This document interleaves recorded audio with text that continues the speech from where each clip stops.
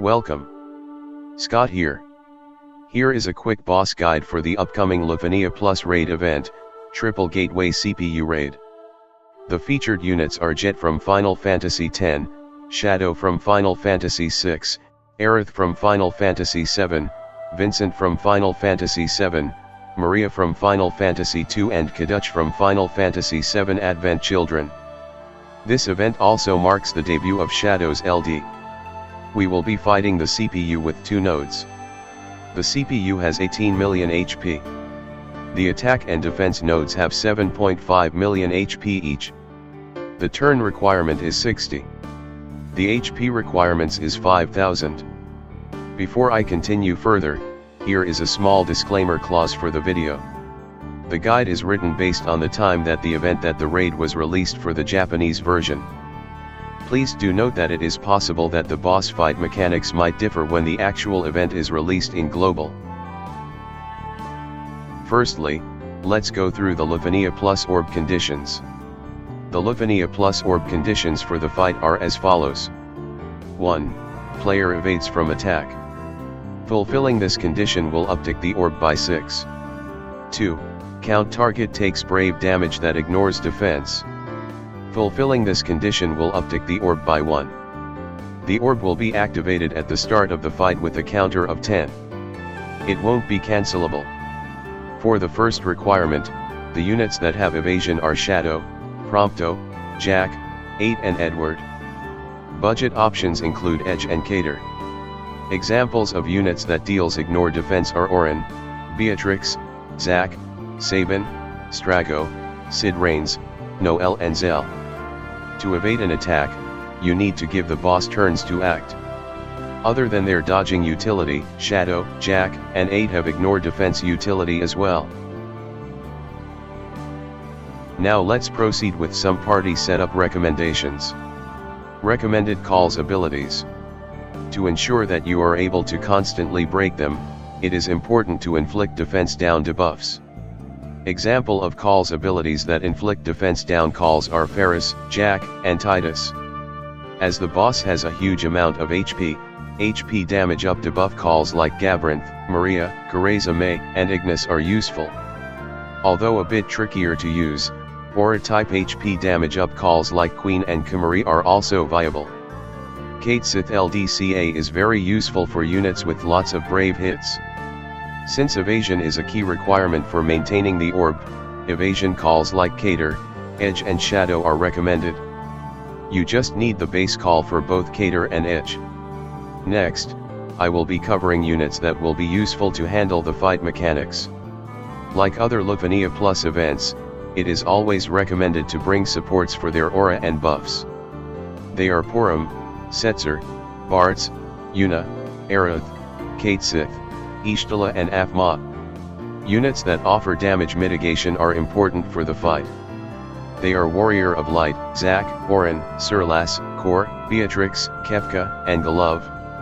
Auron and Beatrix have defense ignore utility in their counters while Zack has that in his reworked S2. The turn count is a tight 60 turns.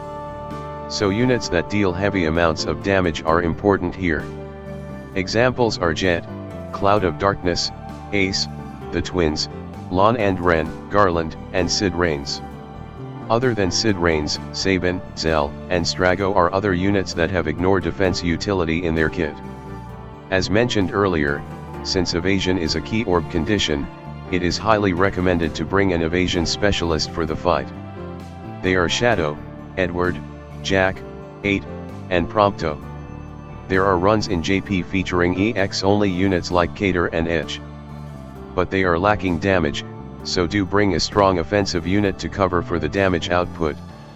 The attack node will constantly inflict 3-frame debuffs with its piercing laser plus, so having a debuff evasion unit will help a lot. They are Ignis, Aerith and Afma. If her banner comes, Lena with her LD is a great option for that utility as well. Here is an overview of the fight. The CPU is accompanied by 2 nodes to the fight. The one on its left is the attack node while the one on its right is the defense node. Boss A is attack node while Boss C is the defense node. The main CPU will gain additional auras depending when one of the node's HP have reached a specific thresholds. The attack node provides additional attacks with its debuffs while the defense node supports the party with its healing, buffs and battery. If you kill the nodes first before the boss, the main CPU will gain a yellow aura. Once it is activated, it will frame its turns that causes it to be immune to delay and turn deletion. If that happens, don't let it get a turn, otherwise it will resummon the nodes. Okay, let's proceed to talk about the mechanics.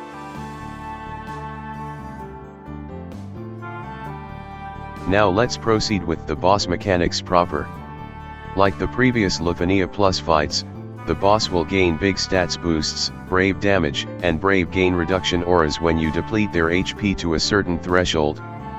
The threshold's trigger for this fight is at the start of the fight, 79% HP threshold and 49% HP threshold. Do note that the triggers is dependent on the node's HP.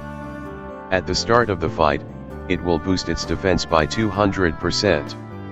When one of the node's HP drop to 79%, it will further boost the defense to 300%. The maximum brave damage reduction auras is 70%. The maximum brave gain reduction auras are 90%. Next, I will be covering the boss key mechanics in detail. As mentioned earlier, the boss main attacks are supplemented by the attack and defense node. The attack node will constantly use Piercing Laser Plus, which is an AoE brave attack that inflicts 3 framed debuffs. If the debuffs get too annoying, deploy a debuff evasion unit like Aerith will be useful here. Alternatively, you can cleanse with debuff cleansing ability or block the buff slots with 6 framed buffs. For defense node, the key mechanic to watch out for is Heal Plus. Heal Plus will battery the party with 30% max brave, heals 5% of the party HP and grants 3 framed buffs to the party. Freezing their brave gains, dispelling their buffs or block their buffs with framed debuffs can help a lot for the fight.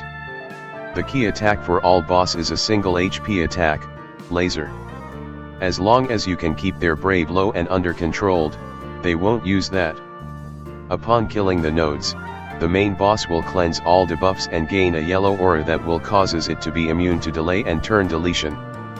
Do not give it a turn or it will use Object 199, which set your party's HP to 1, dispel all buffs and inflict 3 turn max HP down debuff. As Object 199 is an instant turn, the boss will follow up with Regenerate command where it will revive the dead nodes back. If it happens, this will result you most likely fail the turn count for the event. So don't give the boss any turns once the nodes are dead. Make use of rebreaks or turn manipulation so you can gain turns before it could act. Try to save at least one of them, burst or summon phase, so that you can kill it before it gets a turn.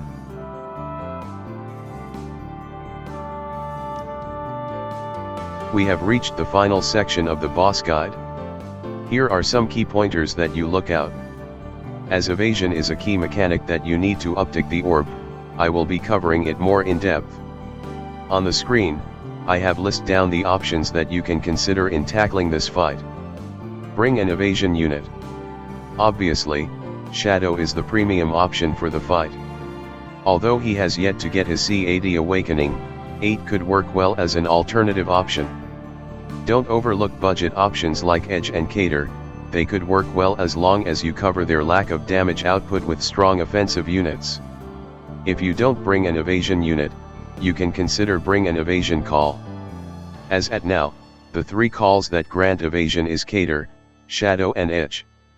You can use the evasion call on an unit so you can dodge the boss attacks to uptick the orb. Do note that none of the evasion calls grants 100% evasion. For Edge call, it is best to use it on a tank or someone with a last stand utility, as it also inflict an AoE lock debuff on the bosses. If you can't dodge, you can make them miss their attacks with blind debuff. Kamari EX inflicts 100% blindness, and this can be very useful. All other blind debuffs grants 50% chance of the boss missing their attacks. If dodging isn't your cup of tea, you can also nuke the boss down with ignore defense units like Sid Reigns, Strago, Zell, Zack, and Orin. However, this strategy will require you to deploy 2 burst auras for the fight. As you probably need the turns to set up your team, it is advisable to bring an evasion call so you can uptick the orb for your damage nuke phase. An example of such team comp is using Garland BT+, Aerith LD and Orin LD with Twins BT plus friend. The calls used are Karazame, Iroha, and Edge. I have included a link of this video run in the comments and video description. We have come to the end of the guide. If you like the video, please do give the video a like. Please do subscribe to my channel for future related content. Good luck for the event. Bye.